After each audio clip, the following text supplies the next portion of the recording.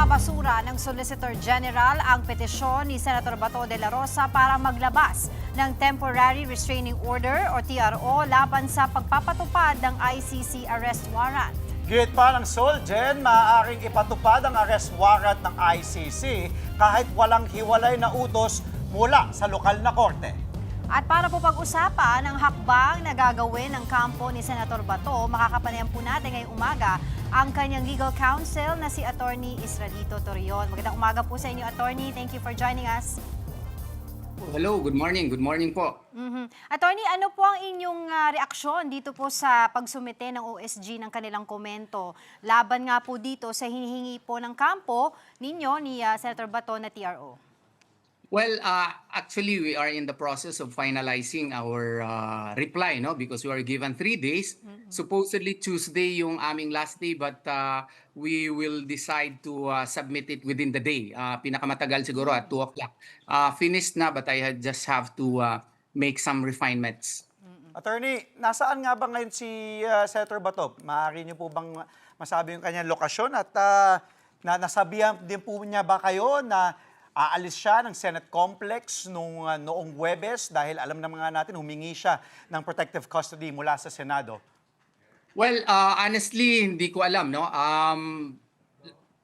We parted ways mga 1:30 in the morning, if my memory serves me right. And wala na ako nung na-confirm na umalas siya mga 2:30 a.m. No, I did not know what transpired after I left. And I just learned thereafter and confirmed thereafter through the declaration of Senate President Cayetano na wala na nga siya doon sa Senado. He is making himself unavailable. But that does not mean that he is a fugitive from justice. Ano po yung reaction ninyo, Attorney, sa mga nagsasabing diversionary tactic lamang daw yon, yung putukan sa Senado noong Miyerkules para daw makatakas si Senator Bato? Imposible yan. Kasi morning pa lang nandun na ang NBI. No? It shows pati yung chief ng NBI pumunta na sa Senado and really attempted to enter the Senate.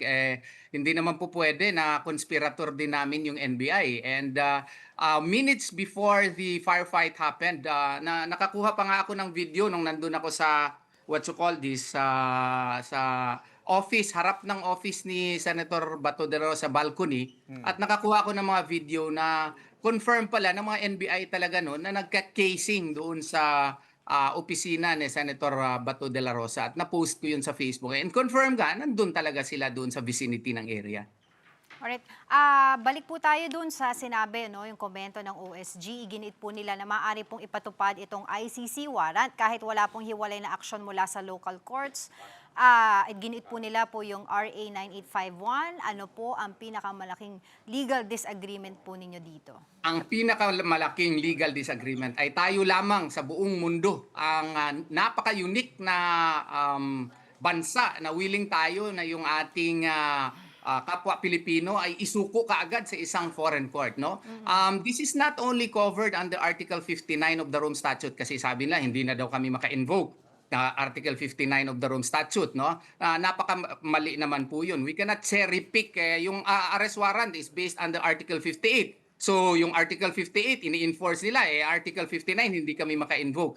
Pero hindi lang yan. We are also a signatory to the International Covenant on Civil and Political Rights. If you read Article 9 thereof, nakasaad doon that the respondent has the right to secure the aid of the local courts and determine whether or not he has defenses under the law and his rights are protected under the law. Articles 8 and 9 of the Universal Declaration of Human Rights likewise state that. So it is customary international law to accord a citizen, no, or accord any person the remedy of going to courts, to the nearest competent judicial authority, in the whole world and whatever constitutional democracies. This happened in Italy. El Masri Nassim, no?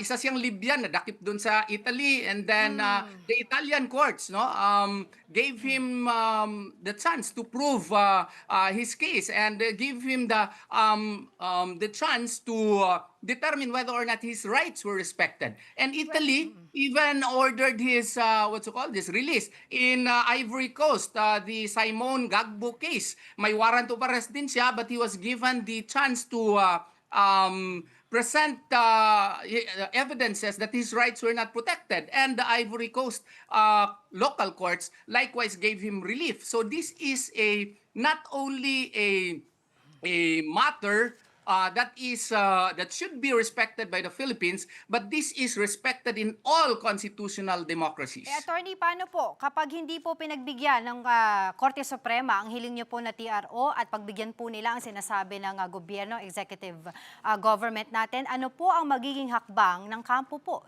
ni Senator Bato?